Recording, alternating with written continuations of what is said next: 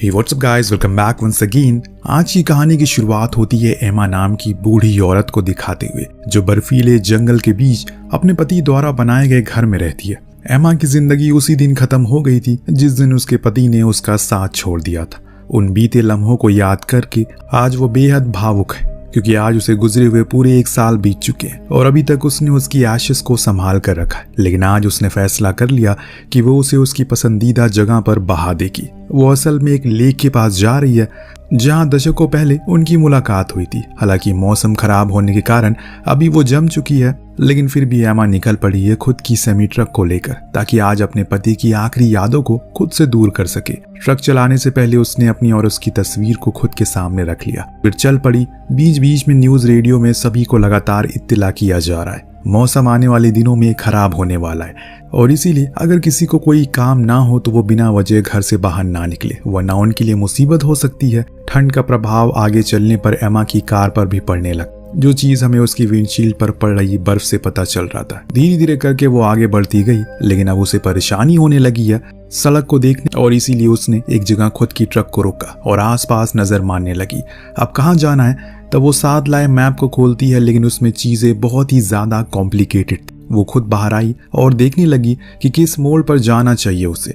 बर्फ की चादर ने चारों तरफ पूरा कब्जा किया है, इसीलिए उसे कुछ भी समझ नहीं आ रहा है। इतने में एक आवाज ने अपनी ओर उसका ध्यान खींचा। एमा उसके पीछे पीछे चलती चली गई, जहां जाकर उसे एक पुराना लकड़ी का कॉटेज दिखा। बाहर एक बूढ़ा शख्स कुछ लकड़ियां काट रहा था। ट्रक से वो जैसे ही बाहर उतरी, पहली नजर उसकी जमीन पर गिरे खून पर गई, जिसे देखकर वो कुछ अजीब सा लगा उसे।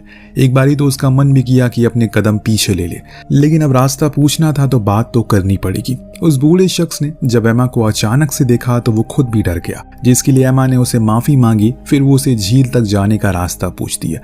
वो बताता है कि इस पहाड़ के वो पीछे है। एमा से रहा नहीं गया, उसने पूछ लिया क्या वो ठीक है।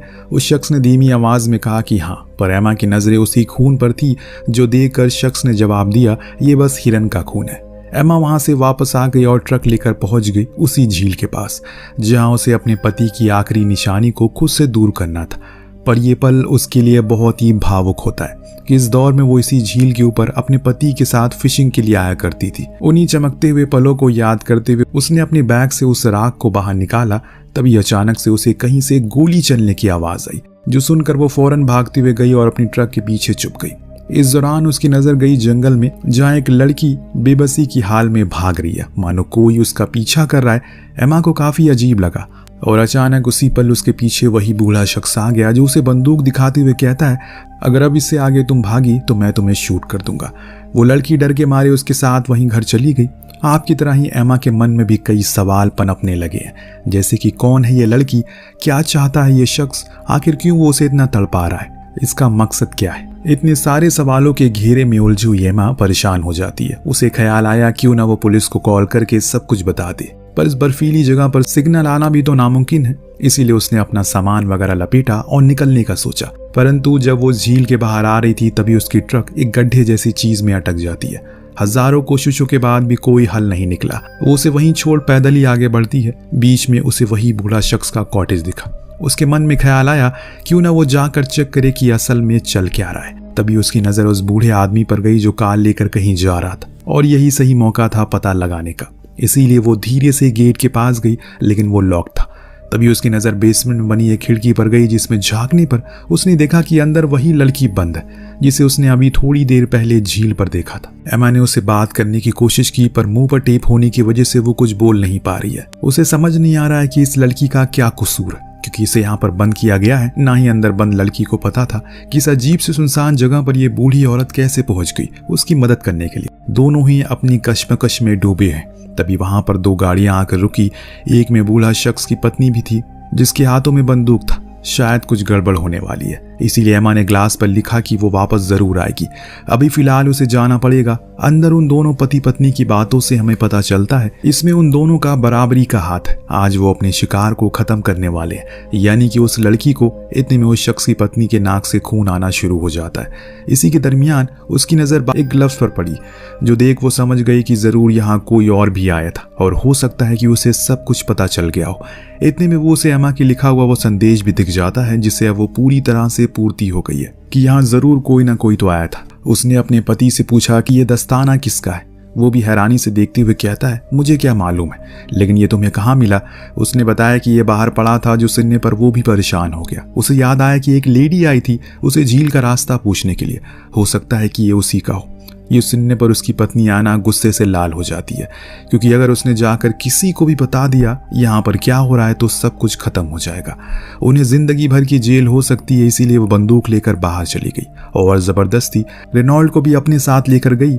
इधर एमा ने बड़ी ही चालाकी से अपने पति द्वारा बनाए गए एक शेड को तैयार किया, जो उसने किसी भी दिक्कत समय इस्तेमाल करने के लिए बनाया था। लेकिन आज एमा ने उसे एक चारे की तरह इस्तेमाल करने का सोचा। दोनों ने उसे देखा, पर आगे सिर्फ रेनॉल्ड गया। लेकिन तभी उसका पैर वहां पर बर्फ पर पड़ा, जिसे एमा ने जानबूझकर नरम कर दिया था, ताकि जैसे ही वो उस पर अपने कदम रखे वो टूट जाए। और हुआ भी ऐसा ही। वो चिल्लाते हुए ठंडे पानी में गिर गया। एना फौरन आगे आई और उसे निकालने में लग गई। इधर इस चीज का फायदा उठाकर एमा इनके घर में घुस जाती है और बेसमेंट में जाने के लिए रास्ता ढूंढने लगती है, जो उसे मिल भी गया, लेकिन उसमें ताला लगा था। तो अभी वक्त ना जाया करते हुए उसने उसे तोड़ने का फैसला किया, जो कुछ कोशिशों के बाद भी टूट भी जाता है। नीचे गई तो वहां उस बेसमेंट की हालत को देखकर उसकी रूह कांप जाती है। वहीं पर वो लड़की भी थी, पर उसके हाथ पर उन लोगों ने जंजीरों से बांध रखे थे, जिसे अभी इतनी जल्दी तो खोल पाना नामुमकिन है। इसीलिए उसने कहा कि वो घबराए ना, जल्दी ही वो फिर वापस लौटेगी। इस बारी वो खाली हाथ नहीं आएगी, बल्कि उसने अपने दिमाग का प्रयोग किया। बेसिन में लगे नल को खोल दिया, जिससे वो पूरे घर में धीरे धीरे करके पानी भरने लगा। जो इस ठंड में गर्म करने के लिए इनके पास लकड़ियां थी, उन्हें भी उसने भिगा दिया। बाहर आ गई, लेकिन न जाने कैसे एना ने उसे देख लिया। वो उस पर शूट करने लगी, एक गोली जो किस्मत से सिर्फ उसके हाथ में ही लगी थी। इसीलिए वो जैसे तैसे खुद को बचाते हुए वहां से भागकर अपनी ट्रक के पास आ गई। लेकिन इस तरफ जब ये पति पत्नी घर में घुसे तो इन्होंने जब घर की हालत को देखा तो इनके तो होश उड़ गए। पूरा घर पानी से भर चुका है। रिवॉल्ट, जो कि अभी भी ठंडे पानी में गिर गया, उसे तुरंत ही गर्म आग की जरूरत थी, वरना वो ठंड से मर जाएगा। पर आग तो जल ही नहीं सकती, क्योंकि लकड़ियां इन्होंने रखी थी वो पूरी भीग चुकी है। तो अब बस दो ही ऑप्शन है, या तो ये बाहर से सूखी लकड़ियां ढूंढ कर लानी पड़ेगी, या फिर इन्हें इंतजार करना होगा। परंतु रिवॉल्ट के पास ज्यादा समय नहीं है। एमा जाकर अपनी ट्रक के पास खुद के इलाज करना शुरू करती है, लेकिन तभी उसकी नजर पड़ी अपने हाथों पर। उसकी शादी की रिंग कहीं गुम हो चुकी है, और इस आनन फनन में वो भागती उस गड्ढे के पास वहां पर गई। उसे वो नहीं मिली, जिसे वो मायूस होकर अपने उस सुनहरे पल को याद करने लगी, जब उसे पति ने पहली बार उसे वो रिंग देकर शादी के लिए प्रपोज किया था। उस दिन को वो कभी भी भूल नहीं पाएगी। तभी उसने देखा कि वो भूला शख्स अपनी बंदूक वहीं छोड़ गया, जिसे उठाकर वो प्रण लेती है, चाहे कुछ भी हो जाए वो उस लड़की को बचा कर रहेगी, फिर चाहे खुद की कुर्बानी ही क्यों न देनी पड़े उसे। दूसरी तरफ एना अपनी पति को लेकर कार में आ गई, ताकि हीटर उसे गर्म कर सके। पर रिवॉल्ट का कहना था कि वो और नहीं चल सकता, उसके शरीर में अब सारी चीजें ठंडी पड़ चुकी है। लेकिन एना का कहना था कि उन्हें सुबह तक सब कुछ साफ करना पड़ेगा, वरना अगर कोई आ गया तो वो मुसीबत में पड़ सकते हैं। अब घर के अंदर जाकर उसे अपने पति से कहा कि तुम बाकी के सामानों को लेकर फौरन झील तक पहुंचो, तब तक मैं इस लड़की को लेकर निकलती हूँ। रिवॉल्ट की अभी वो हालत नहीं है कि वो इतनी दूर पैदल चल सके, पर उसकी बीवी ने उसे जबरदस्ती की, इसीलिए उसे ये करना ही पड़ता है। और कुछ ही देर में ये दोनों उस बंधक लड़की को लेकर बाहर आए, कार में बैठा दिया। तभी रिवॉल्ट को अचानक याद आया, अरे मेरी बंदूक तो यहाँ है ही नहीं। जब ये चीज एना को पता चली तो वो गुस्से में आग बबूला हो गई। उसे एक जोरदार थप्पड़ जड़ दिया और कहा कि जल्दी से झील पर पहुंचो। इस चीज से हमें यह साफ पता चलता है कि हमेशा से एना का ही जोर रहा है रिवॉल्ट की जिंदगी में, और हो सकता है कि जो कुछ भी हो रहा हो या फिर होने वाला उसे ज्यादा एना का ही फायदा हो। बेचारा रिवॉल्ट भारी भरकम स्लेट खींचते हुए झील के करीब पहुंचता है और चीजों को लगाना शुरू करता है। इस चीज को दूर से आना देख रही होती है और इस चीज को दूर से आमा देख रही होती है। इसीलिए उसे लगता है कि अब सही मौका है घर में जाकर उस लड़की को बचाने का। उसे ये नहीं पता कि लड़की तो घर में है ही नहीं। खैर वो सीधा उस कॉटेज पर पहुंची, वहां उसे वो लड़की नहीं मिली, पर उसे खुद का इलाज करने का सोचा, क्योंकि वहां उसे कुछ औजार मिल गए थे। इनकी मदद से उसने अपने हाथ में लगी गोली को बाहर निकाला और फिर बाहर आकर रिवॉल्ट की कार में लगे रेडियो से मदद मांगने की कोशिश में लग गई। शायद उसका कनेक्शन हो भी गया था, परंतु तभी रिवॉल्ट ने पीछे से आकर उस पर हमला कर दिया। लेकिन उसकी मदद से इतनी बेकार हालत थी, लेकिन उसकी खुद की इतनी हालत थी कि ज्यादा देर वो उससे लड़ नहीं पाया। और ऊपर से आमा ने उसका पैर भी जख्मी कर दिया था। वो उसके सामने अपनी जान की भीख मांगना शुरू करता है। सब कुछ सच सच बता देता है कि इसमें उसकी कोई गलती नहीं है। दरअसल उसकी बीवी का मानसिक संतुलन ठीक नहीं है। जिस लड़की को हमने बंदी बनाया है उसने पहले भी कई बार खुदकुशी करने का सोचा, और मेरी बीवी को लगता है कि अगर उसे मारकर खत्म कर देगी तो उसकी तबीयत ठीक हो जाएगी, इसीलिए वो उसे झील के पास लेकर गई थी। मैं तो खुद थोड़ी देर में मर जाऊंगा, प्लीज मुझे हॉस्पिटल जाने दो। एमा को उसकी हालत पर तरस आने लगता है। वो कहती है कि ठीक है जाओ, वहां जाकर तुम पुलिस को यहाँ भेजोगे तभी मैं तुम्हें जाने दूंगी। वो मान गया और जाते जाते उसकी वेडिंग रिंग भी दे दिया जो उसे कॉटेज में मिली थी, जिसे पाकर एमा बहुत खुश होती है। पर जब रिवॉल्ट जा रहा होता है तो अचानक से उसके सामने उसकी बीवी की कार आ गई। उसे देखकर खूब चिल्लाता है कि तुम यहाँ क्या कर रहे हो, तुम्हें मैंने उस जगह पर रहने को कहा था ना। तब रिवॉल्ट उसे बताता है कि वो जख्मी हो चुका है और इसीलिए डॉक्टर के पास जा रहा है। पर आना तो उसकी एक सुनने को राजी नहीं थी। उसका तो ये कहना था कि वो उसे छुटकारा पाने के लिए उसे छोड़कर जा रहा है बस। रिवॉल्ट उसे समझाता है जो कुछ भी वो कर रहा है वो सब गलत है, ये सब वो यही खत्म करना होगा। ये सुनने के बाद मानो आयना का गुस्सा उबाल मारने लगता। उसने अपने पति पर ही बंदूक तान दिया और इसके दरमियान उसके नाक से फिर से खून गिरने लगता है। वो अब कोई परवाह नहीं उसे। इधर एमा वापस ट्रक के पास आई और उसे धक्का देकर वापस झील में ढकेल दिया और फिर उसमें आग लगा दी ताकि उस धुएं से कोई उसे देख सके या फिर कोई आसपास रेंजर हो तो वो देख ले। हुआ भी ऐसे ही दोस्तों। जब वो बाहर आई तो 2 पुलिस वालों ने उसे देख लिया। पहले तो उन्हें लगा कि शायद वो कोई कातिल है, पर बाद में जब एमा सब कुछ बोलने लगी तो वो फौरन उसके पास उस कॉटेज में गए।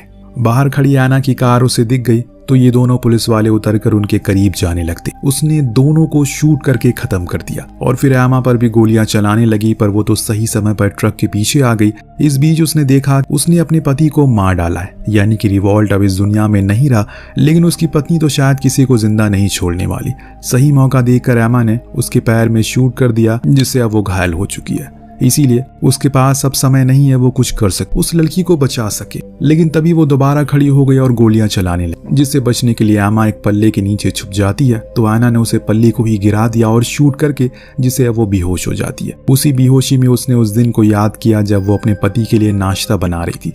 उस दौरान उसने अपनी आखिरी सांसें भर ली। दरअसल उसके पति को कैंसर था, जिसके कारण वो पहले ही गुजर गया। जब एमा को होश आया तो वही बेसमेंट में बंद थी उस लड़की के पास।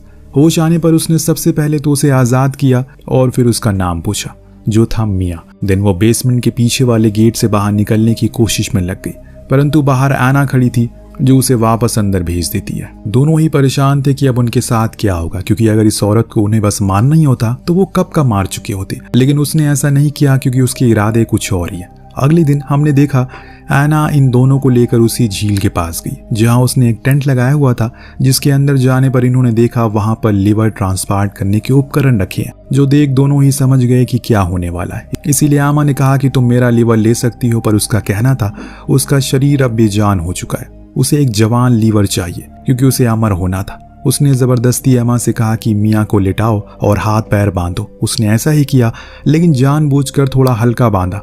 अब आना तेजी से अपना काम शुरू करती है, परंतु एमा उसे ऐसा होने नहीं देगी। इसीलिए उस पर हमला बोल दिया और घसीट कर बाहर ले आई। उसने उस पर बंदूक तान दी, लेकिन उसमें तो गोलियां है ही नहीं। तब गुस्से में और पागलपन का शिकार हुई आना उसे घसीटते हुए उसी गड्ढे के पास ले जाने लगी जो उसी ने बनाया था।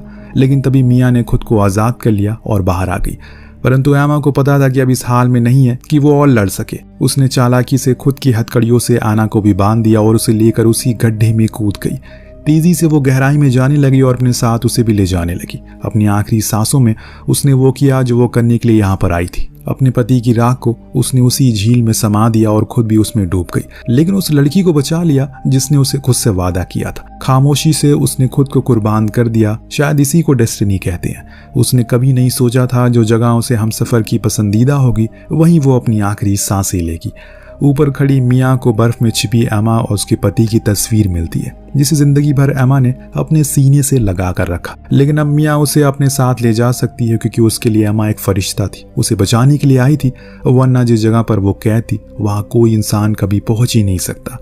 वेल, आपको कहानी कैसी लगी हमें कॉमेंट करके जरूर बताएगा। मिलते हैं अगली वीडियो में। Thank you so much watching. Peace out.